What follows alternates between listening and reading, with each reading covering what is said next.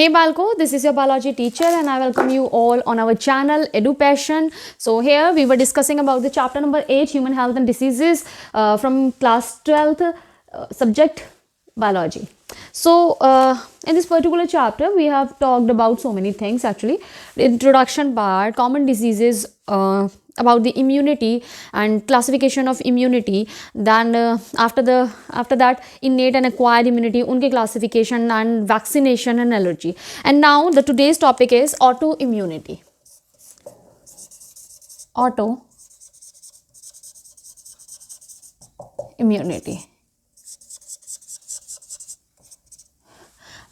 Auto immunity में क्या है?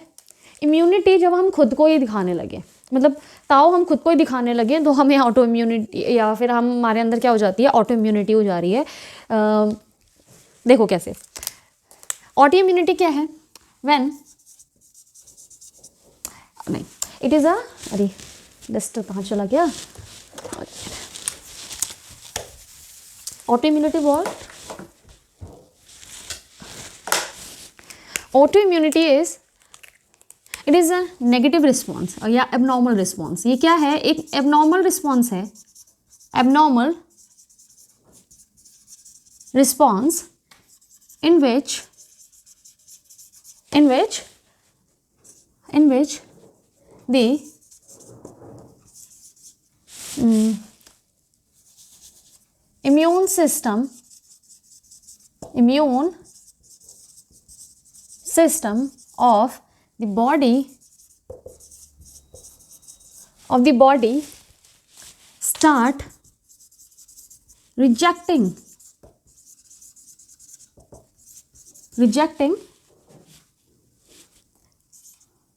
the immune system of the body start rejecting their own cells, abnormal response in which the immune system of the body start rejecting their own cells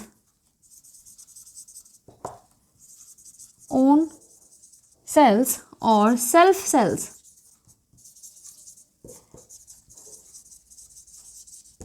इसको क्या बोलेंगे? Auto immunity. समझ रहे हैं आप? एबनॉर्मल रिस्पॉन्स है, एबनॉर्मल है, क्यों नहीं होगा भाई एबनॉर्मल? हमारी जो रिस्पॉन्सेज हैं, इम्यून रिस्पॉन्सेज हैं, इम्यून सिस्टम है, वो भैया बाहर ये अननोन या फॉरेन सेल्स के अगेंस्ट आपके रिस्पांस दे रहा है, पर यहाँ क्या हो रहा है? अपनी ही सेल्स के अगेंस्ट वो रिस्पांस देना शुरू कर दे रहा है, तब आप इसको एबनॉर्मल रिस्पांस ही तो बोलेंगे। क्या होता है आपकी बॉडी के अंदर, आपके इम्यून सेल्स के अंदर, है ना, एक कैपेबिलिटी है जिसमें वो सेल्फ और नॉन सेल्फ सेल्स के बीच में क्या कर देते हैं? डिफ्रेंशिएशन कर देते हैं, या डिफ्रेंशिएट करने की एबिलिटी है उनके अंदर। इस एबिलिटी को क्या बोलते हैं? Recognition ability. इसको क्या बोलते हैं बच्चों? Recognition ability. Recognition ability. अब ये एबिलिटी कैसे मिली है? क्योंकि हमारी सेल्स के पास में नेम प्लेट है ना, MSC1 के पास में क्या है? नेम प्लेट टांगा है हर सेल की। देखो ये हम तुम्हारे अपने खुद के हैं, है ना। जैसे ब्लड में आपका है ना, मेरा ब्लड ग्रुप AB पॉजिटिव, तो मेरे जो RBCs हैं उनकी जो वॉल्स हैं उनमें आपके कौन कौन से एंटीजन प्रेजेंट है? ABD, है ना, यही था प्लस के लिए। तो A और B, AB ब्लड ग्रुप अगर मेरा है तो मेरे ब्लड के सेल्स पर A और B एंटीजन प्रेजेंट है। ये MSC1 लेकर बैठा है उसको, तो मेरी बॉडी की सेल जानती है अच्छा हाँ ये अपनी है ना। तो ये क्या हो गया? आपका रिकॉग्निशन एबिलिटी हो गया मेरे सेल के पास जो है। अब जो डिफ्रेंशिएट कर सकती है अपने और पराये में, ये एबिलिटी क्या हो जाती है? ऑटो इम्यूनिटी में ये एबिलिटी क्या हो जाती है? कैंसिल कर दी जाती है, ये काम नहीं आती। ठीक है, तो क्या होता है? होता क्या है? अपनी खुद की सेल्स सेल क्या हो जाती हैं, या सेल्फ सेल का जो एंटीजन है, ये जो एंटीजन है बेटा सेल्फ सेल का, वो मेरे लिए एंटीजन नहीं था। मैंने उसका नाम एंटीजन क्यों रखा था? कि अगर मेरी सेल किसी और बॉडी में जाती है तो उसके लिए ये सेम चीज़ एज ए एंटीजन वर्क करेगी, है ना। AB ब्लड ग्रुप में क्या होता है? मेरे अंदर भी घूम रहा है ब्लड ग्रुप और उसमें A और B प्रेजेंट है, तो मैं नाम तो उसको AB ही दे रही हूँ ना, A एंटीजन B एंटीजन, लेकिन मेरी बॉडी के लिए वो एंटीजन नहीं है। जो रिस्पॉन्स नहीं दिलवाएगा वो मेरी बॉडी में, लेकिन किसी और की बॉडी में जाके यही दोनों जो होंगे वो एंटीजेनिक प्रॉपर्टी शो करेंगे किसी और की बॉडी में जाके as a non self cell. ठीक है, तो यहाँ पर क्या हो रहा है? ये मेरा खुद का है, ये नोन था ऑटो इम्यूनिटी में, ये नोन था। ठीक है, इसको क्या हो गया? ऑटो इम्यूनिटी, ऑटो या ऑटो इम्यून डिजीजेस। ठीक है, ऐसी कंडीशन में क्या होती है, डिजीज हो जाती है। ऑटो इम्यून डिसीजेज होने के बाद में ये एंटीजन कन्वर्ट हो जाएगा किसमें, ऑटो एंटीजन में। अब ये मेरे लिए भी एंटीजन का वर्क करेगा। ओहो, ये क्या हो गया भैया, भैया क्या हो गया, ये बेटा कन्वर्ट हो जाएगा, कन्वर्ट कर दिया गया इस एंटीजन को ऑटो एंटीजन की तरह ये बिहेव करने लगा। वो कह रहा है कौन हूँ मैं, फिलहाल ये नहीं कह रहा, हमारी सेल्स बेचारी वो पहचान नहीं पा रही हैं।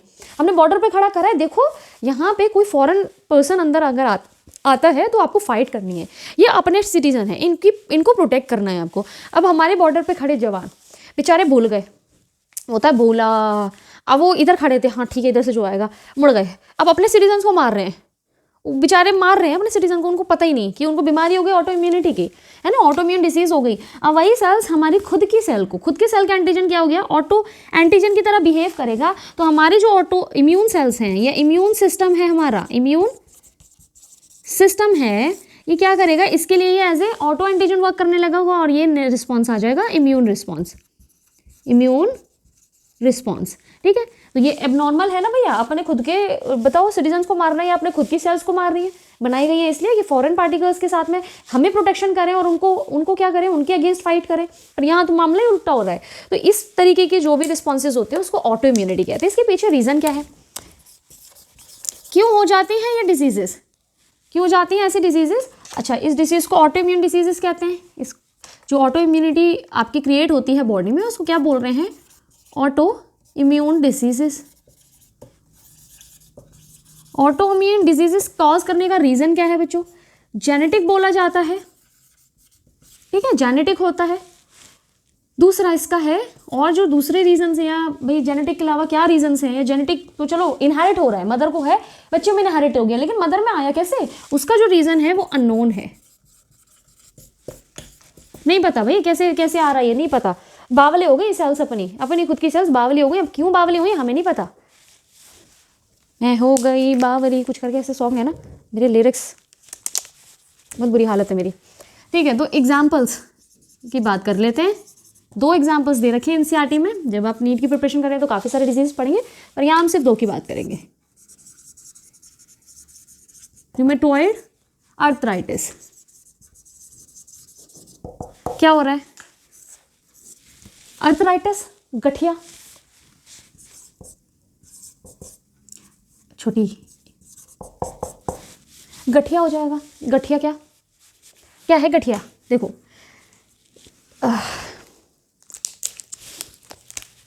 गठिया यहाँ पर जो ये बीमारी है ना वो बेसिकली क्या है, आपकी chronic inflammation, chronic inflammation in the joints. Joints में आपके इन्फ्लामेशन हो जा रहा है, सूजन आ जा रही है। ये क्यों आ रही है सूजन, आपकी बॉडी में कुछ ऑटो एंटीबॉडीज बनती हैं, ठीक है, जिनको आप रूमेटॉइड फैक्टर्स कहते हैं। ठीक है, they start binding to the normal circulating IgG, ये भी एंटीबॉडी है ना, इस एंटीबॉडी के साथ में जाके बाइंड कर जाएंगी एंड डिपॉजिट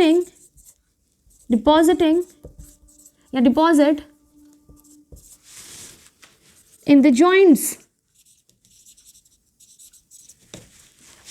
समझ रहे हो, मतलब ये वही वाले बच्चे हैं ना, खुद पढ़ना तो दूसरों को पढ़ने देना, है ना। ये ऑटो एंटीबॉडीज क्या है, या रूमेटॉइड फैक्टर्स क्या है, इनको कुछ तो करना नहीं खुद, है ना, घूम रहे हैं आराम से, फिर देख रहे ओहो ये पढ़ रहा है, एग्जाम आ रहे हैं, इसको तो मैं पढ़ने नहीं दूंगा, आ चल घूमने चल रहे हैं, वही है ना। वो बेचारा भी IgG ऑटो इम्यूनिटी के मारा वो उठ के चल देगा, है ना, चल ठीक है यार बाद में पढ़ लूँगा, बंद करा और घूमने निकल गया।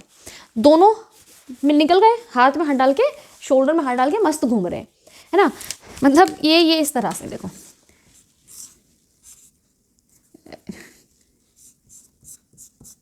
ये डाला पॉकेट में हाथ, ये दूसरे बंदे के शोल्डर पे कोशिश करती हूँ बनाने की, ठीक है। ये इनके शोल्डर पे और इन्होंने इनके शोल्डर पे हाथ डाला है,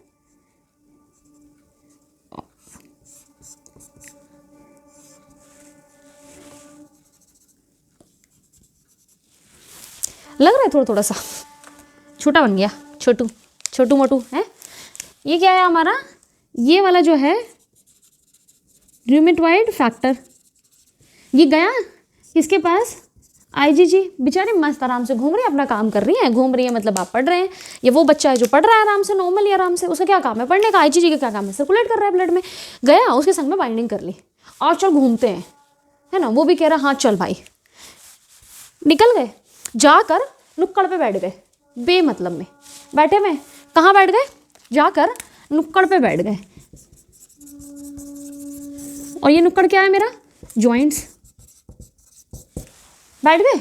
तो यहाँ पर इनके बैठने की वजह से भैया क्या हो जाएगी, सूजन आ जाएगी। सूजन किसको आ जाएगी, पेरेंट्स को।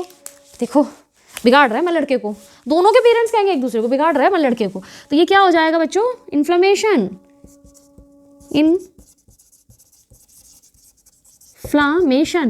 इन्फ्लेमेशन कॉज कर देगा। समझ में आ रहा है कैसे हुआ अर्थराइटिस, रूमेटॉइड अर्थराइटिस कैसे हुआ, आई होप समझ में आ गया होगा। एक और डिजीज़ है उसके बारे में बात कर लेते हैं। दूसरी डिजीज़ है आपकी डायबिटीज़।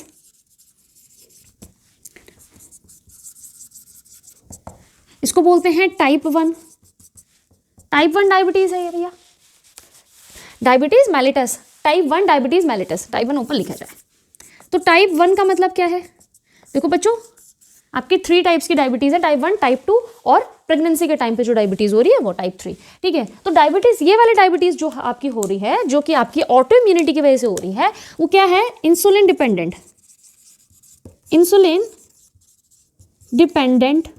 ठीक है, इंसुलिन डिपेंडेंट डायबिटीज़ मेलिटस, ठीक है। इंसुलिन डिपेंडेंट मतलब कि इस पे इंसुलिन का कुछ इफेक्ट पड़ने वाला है, या इंसुलिन पे कुछ इफेक्ट पड़ने वाला है, या उसके प्रोडक्शन पे। रुको इसको रब कर दो बेटा, यहाँ बनाते हैं इसको, ये समझ में आ गया, इसको रब कर देते हैं। यहाँ देखो कौन सी डायबिटीज़ पढ़ रहे हैं, एक एग्जाम्पल ये हो गया हमारा, दूसरा एग्जाम्पल क्या है बच्चों, डायबिटीज़ टाइप 1 डायबिटीज़, या इसी को मैं बोल रही हूँ इंसुलिन डिपेंडेंट, ठीक है। जो इंसुलिन डिपेंडेंसी पे डिपेंड करती है या प्रोडक्शन पे डिपेंड कर रही है, उसको आप टाइप 1 डायबिटीज़ बोल रहे हैं। होता क्या है इसमें, आपकी सेल्स, इम्यून सेल्स क्या करने लगती हैं, अच्छा इंसुलिन कहाँ से सिक्रीट किया जा रहा है, पेंक्रियाज से। पेंक्रियाज के अंदर होती हैं बीटा सेल्स, ठीक है, alpha and beta cells. Alpha glucagon को रिलीज कर रही है और बी सेल्स आपकी इंसुलिन को, उसका अलग काम है। हम इंसुलिन की बात कर रहे हैं, सिर्फ बीटा सेल्स पेंक्रियाज के अंदर प्रेजेंट है, ये आपके रिलीज कर रही हैं किसको, इंसुलिन को, ठीक है। ये क्या कर रही हैं बच्चों, रिलीज कर रही हैं। ये है नॉर्मल केस, ये है आम जिंदगी, है ना। अब मिनटों जिंदगी, ये ऑटो इम्यून जिंदगी देखते हैं। ऑटो इम्यून जिंदगी में क्या है हमारी, अब देखेंगे ये क्या है, आम जिंदगी, दिस इज आम जिंदगी, ठीक है, नॉर्मली आपके ये हो रहा है। अब हम बात करते हैं व्हेन ऑटो इम्यून डिसीजेज हो जाती है, ऑटो इम्यूनिटी अगर होती है तो क्या हो रही है, हमारा इम्यून रिस्पॉन्स, इम्यून सिस्टम क्या करने लगता है, बी सेल्स को डिस्ट्रॉय करने लगता है। क्या करेगा, डिस्ट्रॉय। होती है लड़कों में लड़ाई होती है ना कई बार, वो पिट रहा है दूसरा, भाई बता तो दे मार क्यों रहा है। ये बेचारा बी सेल पूछ रहा है इम्यून सिस्टम से, भाई मुझे बता तो दे, मुझे मार क्यों रहा है तू। वो लेकिन उसको समझ ही नहीं आ रहा कुछ, वो बस शुरू हुआ है, मतलब स्टार्ट हो चुका है, तो उसको खत्म होने का नाम नहीं ले रहा, उसको तो पीटना है, उसको खत्म करना है बी सेल्स को एनी हाउ। तो इसने क्या करा, ऑटो इम्यून सिस्टम हमारे बी सेल्स को डिस्ट्रॉय करने लगेंगे। इसकी वजह say that results decrease in insulin production.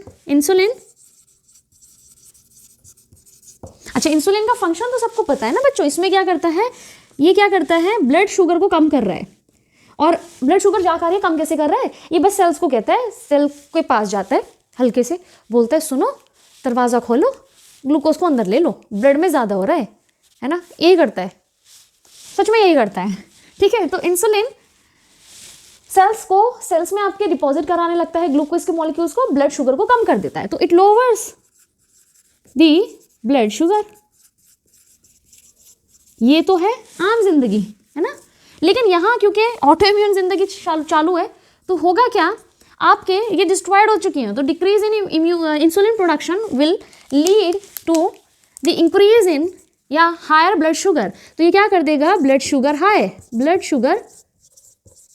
High या हाई ब्लड शुगर। ठीक है, इसकी वजह से आपको हो जाएगी डायबिटीज, और ये डायबिटीज क्या है, टाइप 1, इंसुलिन की वजह से हो रही है ना, नहीं हो तो हम अपनी सेल्स की वजह से रही है, तभी इसको ऑटो इम्यून डिसीज कह रहे हैं। ऑटो इम्यून डिसीज इसकी वजह से हो गई, बीटा सेल्स की वजह से हो रही है, उसको डिस्ट्रॉय कर दे रही है, खत्म बात। अब इसकी वजह से क्या हो रहा है, इंसुलिन डिक्रीज हो जा रहा है, उसका प्रोडक्शन कम हो जा रहा है, कम होने की वजह से आपके क्या हो जाएगा, बेचारे शुगर जो है उनको कहीं क्या नहीं मिलेगा, आपको रहने के लिए जगह नहीं मिलेगी, बेचारे पूरी बॉडी में ऐसे ऐसे घूमेंगे, ओहो कोई रख लो मुझे, कोई है, किसी ने दरवाज़ा ही नहीं खोला, दरवाज़ा खुलवाने वाला तो इंसुलिन था, वो बेचारा बैठा ऑटो इम्यूनिटी का मारा, है ना, वो बेचारा आ नहीं रहा, अब वो बेचारे घूमते एक्सक्रीटरी सिस्टम में बॉडी से बाहर, फिर उनको लेने कौन आएंगे, हैं, वॉशरूम में जाके अगर फ्लश नहीं करते हैं तो उनको लेने को जीव आएंगे छोटे छोटे, जो डॉक्टर्स कहते हैं ना कि ऐसा होता है, चींटियाँ आ रहे हैं, सुना होगा ना। तो नहीं मैम हमने नहीं सुना, हमारे यहाँ सफाई रहती है, तो मतलब कहा जाता है, है ना, कहा जाता है, तो आपके वहाँ से निकाल दिए जाते हैं ग्लूकोज, बेचारे उनको कहीं जगह नहीं मिलती आपके सेल्स में। तो ये होती है बच्चों type 1 diabetes mellitus, rheumatoid arthritis. ये 2 एग्जांपल्स हैं आपकी ऑटो इम्यूनिटी के। ऑटो इम्यूनिटी समझ में आ गई होगी आई होप यहाँ पर। इसके बाद हम लिम्फोइड ऑर्गन्स के बारे में पढ़ लेते हैं, और उसके बाद आज का लेक्चर हम यहाँ पर एंड करेंगे। तो let me rub this and then let's see what are lymphoid organs. Okay बच्चों, now let's see the immune system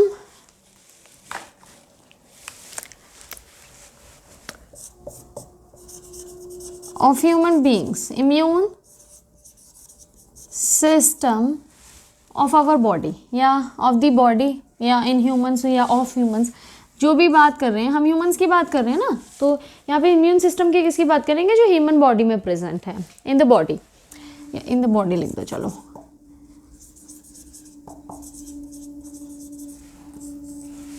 ठीक है। क्या है इम्यून सिस्टम, देखो कोई भी सिस्टम आपका सबसे पहले उसके पास क्या होना चाहिए, ऑर्गन, तभी तो वो कुछ काम करेगा ना। तो हमारा इम्यून सिस्टम में सबसे पहले क्या आएगा, ऑर्गन, जिसको हम बोलेंगे लिम्फोइड ऑर्गन। ऑर्गन्स मिलके बना होगा लिम्फोइड टिश्यू से, राइट। लिम्फोइड टिश्यू बना होगा लिम्फोइड सेल्स से, और सेल्स बनी होंगी, ये सेल्स बनेंगी नहीं, ये कुछ ना कुछ प्रोड्यूस कर रही होंगी, जैसे सोल्यूबल मटेरियल या मॉलिक्यूल, जिसको आप बोलते हैं antibodies, right.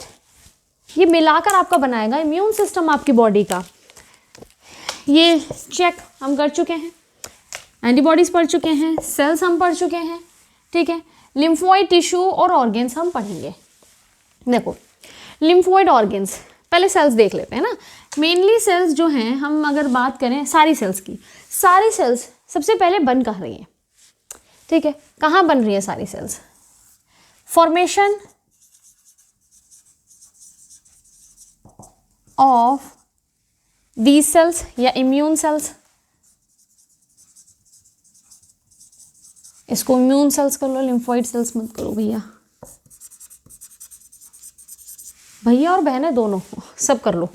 Formation of immune cells, ठीक है, कहाँ हो रही है इम्यून सेल्स, सबसे पहले तो बनाएंगे ना भाई, है ना।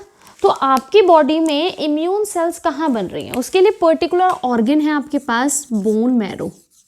क्या है, बोन मैरो, बोन पकड़ के मारो, ठीक है, कहाँ है bone marrow. Basically red bone marrow से प्रोड्यूस की जा रही है। बोन मैरो में ऐसा क्या है जिससे आपकी सेल्स बन रही हैं?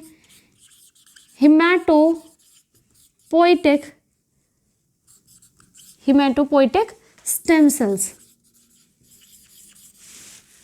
ठीक है। इसी से आपकी क्या हो रही हैं? Different cells, blood cells, different blood cells produce हो रही हैं, डिफरेंशिएट हो रही है।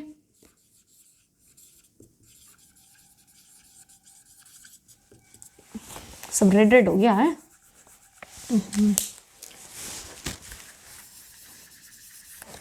क्या हो रही है बच्चों? इसी से आपकी डिफरेंट ब्लड सेल्स प्रोड्यूस हो रही हैं।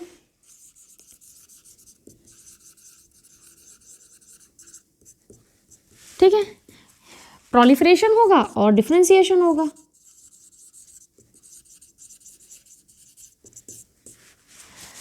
ठीक है, और उसके बाद आपको डिफरेंट ब्लड सेल्स, सारे ब्लड सेल्स आपको यहीं मिल जाएंगे। आरबीसी, डब्ल्यूबीसी के अलावा जैसे हम dendritic sales, natural killer cells, है ना, जैसे मैंने ग्रैन्युलोसाइट्स में इन्वॉल्व कर दी थी, उसके अलावा भी डेंड्राइटिक सेल्स थी, नेचुरल किलर सेल्स थी, मस्ट सेल्स थी, वो सब कुछ यहाँ बन जाएगा। ठीक है, अब सारी सेल्स की तो कोई बात नहीं है, लेकिन दो सेल्स हमारी बेसिकली जो सबसे इंपॉर्टेंट हैं, लिम्फोसाइट, टी सेल्स और बी सेल्स और टी सेल्स। ठीक है, टी लिम्फोसाइट और बी लिम्फोसाइट्स। इसमें देखो मैंने बताया था बी है बेचारी बड़ी भोली, है ना, ये बेचारी भोली भाली सेल्स, भोली भाली है, ये बोलेगी कोई नहीं मेरे को कहीं नहीं जाना।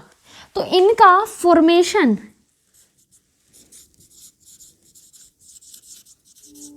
एंड मैच्योरेशन, भाई इनको तैयार भी तो करना है फाइट करने के लिए। ये जो फाइटिंग एबिलिटी आ रही है, मतलब फाइटिंग क्या, बी सेल्स के पास में क्या होने लगता है भाई, जनरेट करा दिए जाते हैं, रिसेप्टर्स जनरेट करा दिए जाते हैं, जिससे कि उनको स्पेसिफिसिटी मिल सके, है ना, जिससे वो मैच्योर हो सके। तो वो कहाँ पर हो रहा है? दोनों ही आपका कहाँ हो रहा है? बोन मैरो में। ठीक है, लेकिन टी सेल्स हमारी हैं टेढ़ी सेल्स, बड़ी टेढ़ी हैं ये, है ना, इनको नहीं रहना यहाँ पर, इनको जाना है बाहर। फॉर्मेशन तो यही हो जाएगा, फॉर्मेशन बनेंगी तो आपके बोन मैरो में ही। ठीक है, लेकिन ये जो मैच्योरेशन होगा किनका? टी सेल्स का। ये हो गई फॉर्मेशन, बट इनका मैच्योरेशन जो होगा बच्चों वो कहाँ होगा? आपका थाइमस में। तो यहां पर आपने दो टर्म सुने, ठीक है, एक बोन मैरो और एक थाइमस, दो ऑर्गन है। ठीक है, बोन मैरो आपकी बोन्स के अंदर है ना, लॉन्ग बोन्स हैं आपके, उनके अंदर फ्लैट बोन्स हैं, उनके अंदर आपके बोन मैरो मिल जाता है। थाइमस कहाँ है? आपके हार्ट के पास में ही एक ऑर्गन है, ठीक है, जिसको आप थाइमस कह रहे हैं, ये मिल जाएगा आपको। कहाँ पर? हार्ट के पास में। ये यहाँ पर क्या हो रहा है? मैच्योरेशन हो रहा है। तो टी सेल्स फॉर्मेशन तो बोन मैरो में कर रही हैं, लेकिन मैच्योर थाइमस में हो रही हैं। ठीक है, तो बेसिकली आपका जो फॉर्मेशन है सेल्स का एंड मैच्योरेशन जो है, उसके लिए आपके दो क्या ऑर्गन्स इन्वॉल्व हो रहे हैं, बोन मैरो और थाइमस। ठीक है, ये हो गई हमारी पहली बात। ठीक है, of immune cells, maturation of immune cells. ठीक है, दूसरी बात, मैच्योर हो गए, फॉर्मेशन हो गई। अब क्यों मैच्योरेशन हुआ है? क्यों हुआ है बच्चों? ये बाद में क्या करेंगे? रिएक्ट करेंगे, है ना। रिएक्ट मतलब कि एंटीजन आया तो उसके रिस्पॉन्स में ये प्रोलिफरेट करेंगे। ये जो इम्यून सेल्स हैं, इम्यून सेल्स जो हैं आपकी, ये एंटीजन के आने के बाद में क्या करेंगी? Proliferation and differentiation.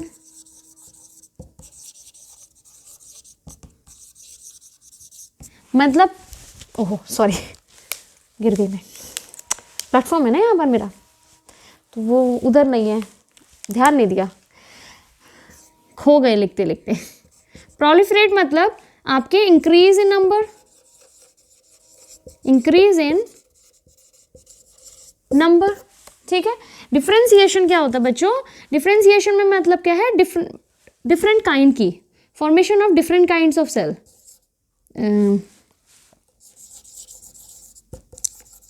Different kinds of cells, ठीक है। प्रोलिफरेशन नंबर में पहले नंबर इंक्रीज होगा, डिफ्रेंसिएशन करने के बाद में आपके जब डिफ्रेंसिएशन होता है इम्यून सेल्स में, इम्यून सेल्स में जब डिफ्रेंसिएशन होगा तो बेसिकली दो तरीके की सेल्स आपको मिलेंगी। एक तो है आपकी इफेक्टर सेल्स, इफेक्टर सेल्स, और एक मिलेंगी आपको मेमोरी सेल्स, ठीक है। ये डिफ्रेंसिएशन होता है। तो भाई ये भी तो इंपॉर्टेंट है। After the introduction of antigen जो इम्यून सेल्स हैं उनका प्रोलिफरेशन डिफ्रेंसिएशन ये कहाँ होगा?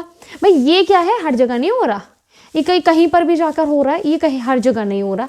इसके लिए अच्छा ये जो हो रहा है आपका, ये बेसिकली होगा क्या? इफेक्टर सेल्स आपके एंटीबॉडी प्रोडक्शन करने लगेंगे, ठीक है। ओहो, जो बीटा सेल्स हैं वो ये करने लगेंगे, या फिर जो इफेक्टर टी सेल्स हैं वो सीधे अटैक करने लगेंगे। मतलब ये क्या है? रिस्पॉन्स जनरेट किया जा रहा है। रिस्पॉन्स जनरेट कहाँ होगा भैया? उसके लिए भी आपके क्या है? फॉर रिस्पॉन्स आपके पास अलग तरीके के क्या हैं? लिम्फोइड ऑर्गन्स हैं आपकी बॉडी में। Example spleen, lymph nodes, tonsils, Peyer's patches of small intestine and appendix, ठीक है।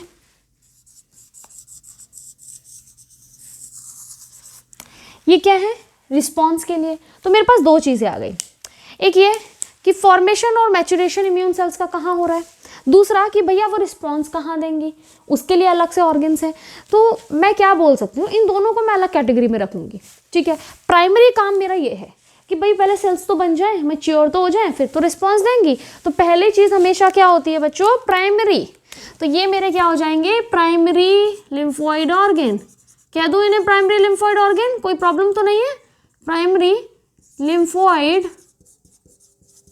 ऑर्गन्स। प्राइमरी काम क्या है भाई? उसको पैदा तो कर दो, उसको बड़ा तो कर दो, तभी तो वो आगे जाके कमाएगा, है ना। जो कमाने वाने वाली स्टेज है वो भैया सेकेंडरी है, पहले उसको पैदा तो कर दो, उसको मैच्योर तो होने दो। ये होने का इसीलिए हम इसको क्या कह रहे हैं? Primary lymphoid organ. क्या मैं इसको सेकेंडरी लिम्फोइड ऑर्गन कह सकती हूँ? दूसरा काम मेरा इसीलिए तो बने हैं ये, है ना। तो मैं इसको बोलूंगी क्या? Secondary lymphoid organ. Secondary lymphoid organs. समझ में आ गया? समझ में आ गया? तो आपके दो तरह के ऑर्गन्स है। जब इसको रब कर देना, इसको साफ साफ सा मैं दो जगह लिख दूं अच्छे से, ये समझ में आ गया कि पहले हमने क्या करा, कहाँ पर क्या हो रहा है, मैच्योरेशन हो गया, उसके बाद हमने रिस्पॉन्सेज हमें कहाँ पर आ रहे हैं, ठीक है। एक बार इसको रब करके ज़रा मैं यहाँ पर बता देती हूँ, थोड़ा सा इसी को इस साइड से कर देता हूँ।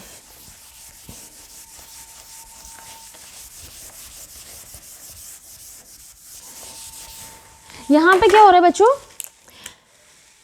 दो रिस्पॉन्सेज, दो आपके पास क्या आ गया? Lymphoid organs. लिम्फोइड ऑर्गन्स आपके क्या हैं? Two types. प्राइमरी,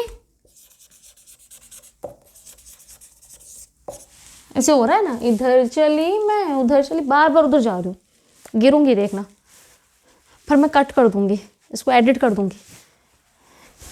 देखो अब ये वायर लटक गया, ग्रह सही नहीं चल रहे मेरे। Primary lymphoid organs,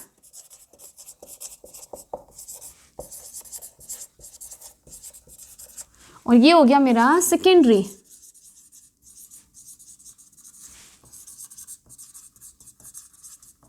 lymphoid organs. Primary, पहले हमने क्या करना है, फॉर्मेशन एंड मैचुरेशन, ठीक है, फॉर्मेशन एंड मैचुरेशन। उसके लिए मेरे पास है 2 ऑर्गन, बोन मैरो और थाइमस, ठीक है। मेरे पास यहाँ पर मेरे को क्या काम करना है, मैंने करना है फॉर रिस्पॉन्स, फॉर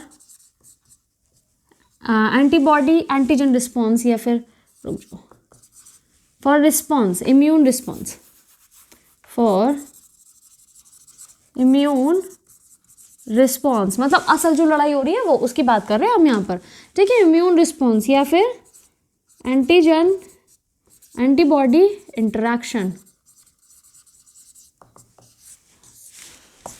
ठीक है। ये कहाँ हो रहा है, इसके लिए मेरे पास बहुत सारे ऑर्गन्स हैं। कौन कौन से हैं मेरे पास, स्प्लीन, लिम्फ नोड्स, टॉन्सिल्स,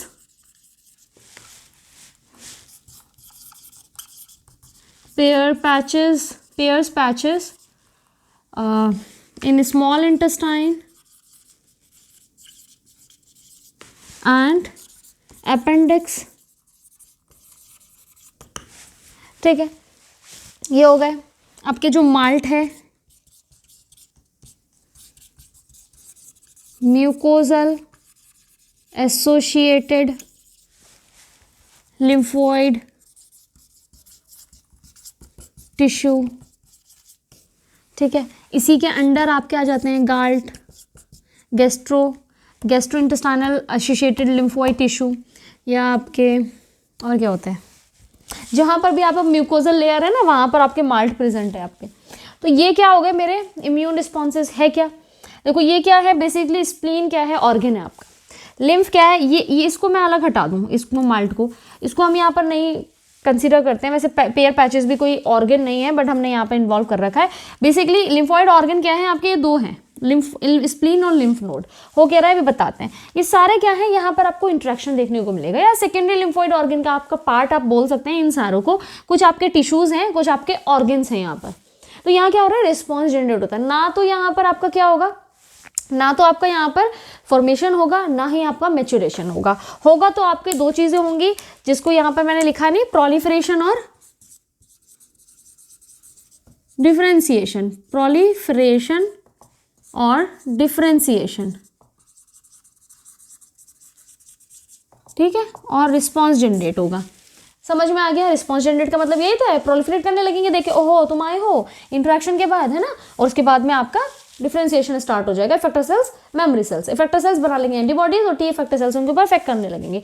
तो अब एक चीज जो आपको याद रखनी है, देखो स्प्लीन, लिम्फ नोड बहुत सारी जगह है आपके, क्या है, मास ऑफ सेल्स हैं। अब लिम्फेटिक सिस्टम जो पढ़ा था आपने, बहुत जगह लिम्फेटिक वेसल्स फैली हुई थी, उसमें आपके छोटे छोटे नोड लाइक स्ट्रक्चर थे, उनको लिम्फ नोड्स कहा जा रहा था, ठीक है। स्प्लीन आपका क्या है, आपके स्टमक के पीछे आपके एक ऑर्गन है स्प्लीन, आपने पढ़ा है ग्रेवयार्ड ऑफ आरबीसीज, यहाँ पर आप ब्लड बैंक ऑफ आरबीसीज भी कहेंगे। यहाँ पर रिजर्वायर है, एरिथ्रोसाइट्स का रिजर्वायर है, ये एक और नाम है इसका, है ना, आपकी ग्रेवयार्ड भी है और रिजर्वायर भी है, किसका, आरबीसीज का, ब्लड का, स्प्लीन, ठीक है। दूसरी चीज लिम्फ नोड, टॉन्सिल्स आपके, pair patches, small intestine appendix में क्या होता है, जो म्यूकसल लेयर है उसके नीचे आपके ना टिश्यू प्रेजेंट है।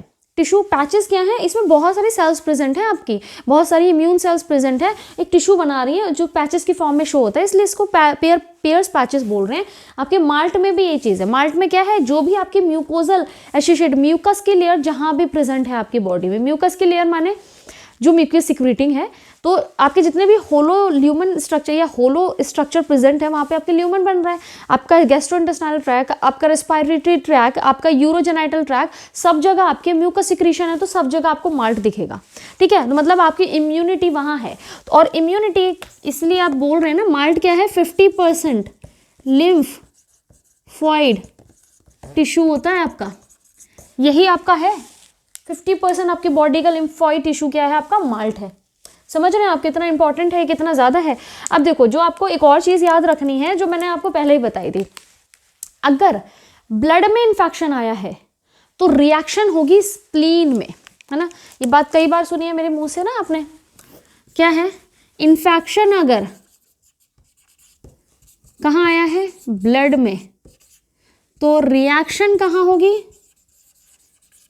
रिएक्शन कहाँ होगी बच्चों, स्प्लीन में। ठीक है। इन्फेक्शन अगर आया है टिश्यू में तो रिएक्शन कहाँ होगी, लिम्फ नोड में। ये याद रखना है आपको। रिएक्शन क्या है, ये रिस्पॉन्स, यही रिस्पॉन्स को रिएक्शन बोला गया है। मैंने इससे पहले भी बात कही है, कई बार बात की है इस बारे में कि इन्फेक्शन अगर ब्लड में है तो रिएक्शन होगी स्प्लीन में, इन्फेक्शन अगर टिश्यूज में है तो रिएक्शन होगी आपकी लिम्फ नोड्स में। इसको याद रखेंगे बहुत अच्छे से आप, ठीक है। तो ये आपका हो गया क्या, लिम्फोइड ऑर्गन या लिम्फ, क्या आपका immune system of your body. अच्छा नहीं, लिम्फ नोड्स नहीं, थाइमस, कहाँ गया थाइमस, थाइमस, ठीक है। थाइमस के बारे में एक बात और है कि इसका जो साइज़ है ना वो आपकी एज के अकॉर्डिंग छोटा होता जाता है, ठीक है। जब प्यूबर्टी पे होते हैं तो इसका साइज़ जो होता है मैक्सिमम है। मैक्सिमम साइज़ का कब होता है, क्वेश्चन आपका ऐसे आ सकते हैं ना, मैक्सिमम साइज़ का आपके थाइमस का साइज़ या साइज़ मैक्सिमम कब होता है, जब आप प्यूबर्टी पे होते हैं। उसके बाद आपके थ्रू आउट ईयर, जो ओवर द ईयर्स आपकी लाइफ के गुजरते जाते हैं और थाइमस छोटा होता जाता है, ठीक है। ये आपको याद रखना है। तो that's all for today's class.